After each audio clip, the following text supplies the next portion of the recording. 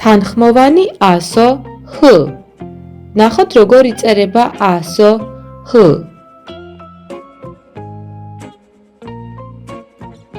ჰ ასოზე იწყება სიტყვები: ჰამაკი, ჰამბურგერი, ჰასტუხი, ჰიპოპოტამი. ენის გასატეხი: ჰარალე, ჰერი, ჰერი. ჰასან ბიჭო, რა ჰანგს მღერი? ამ ჰანგს ქვია მშობლიური, ხოდა მიყვარს ვითჰაერი. წავიკითხოთ.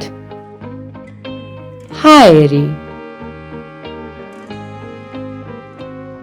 ჰიმნი,ავს